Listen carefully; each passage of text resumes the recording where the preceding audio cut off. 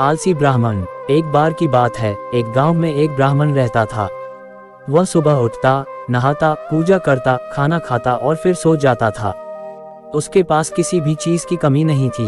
एक बड़ा खेत, खाना पका कर देने वाली एक सुंदर सी पत्नी और 2 बच्चों का अच्छा परिवार था। सब कुछ होने के बाद भी ब्राह्मण के घर वाले एक बात से बहुत परेशान थे। वो बात ये थी कि ब्राह्मण बहुत आलसी था। वो कोई भी काम खुद नहीं करता था और दिन भर सोता रहता था।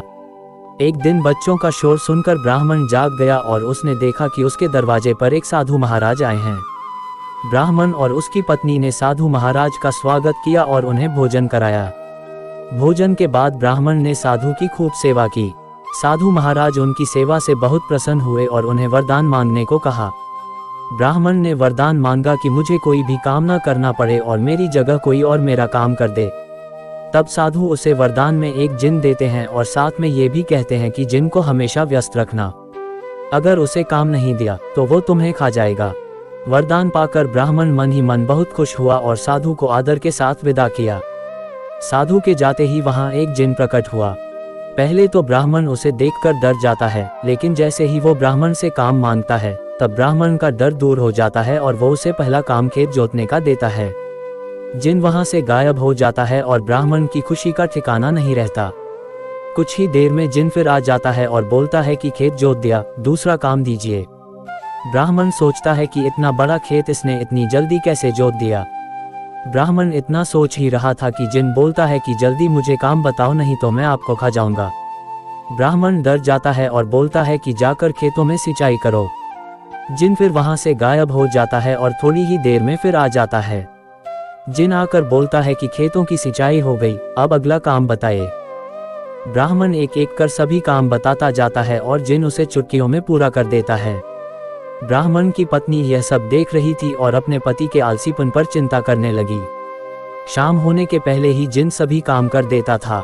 सब काम करने के बाद जिन ब्राह्मण के पास आ जाता और बोलता कि अगला काम बताए, नहीं तो मैं आपको खा जाऊंगा। अब ब्राह्मण के पास कोई भी काम नहीं बचा जो उसे करने के लिए कह सके। उसे चिंता होने लगी है और वह बहुत डर जाता है।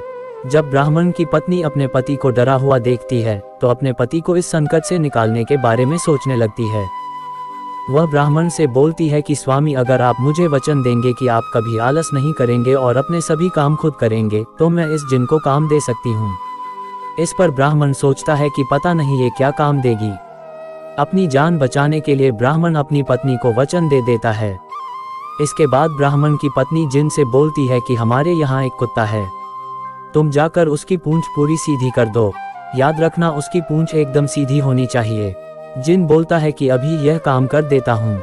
ये बोलकर वह वहां से चला जाता है। लाख कोशिश के बाद भी वह कुत्ते की पूंछ सीधी नहीं कर पाता और हार मान लेता है। हारकर जिन ब्राह्मण के यहाँ से चला जाता है। उस दिन के बाद से ब्राह्मण अपने आलस को छोड़कर सभी काम करने लगता है और उसका परिवार खुशी खुशी रहने लगता है।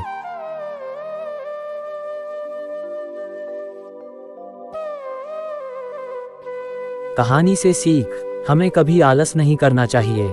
आलस करने से हम मुसीबत में फंस सकते हैं। इसलिए हमें आलस छोड़कर अपना काम खुद ही करना चाहिए।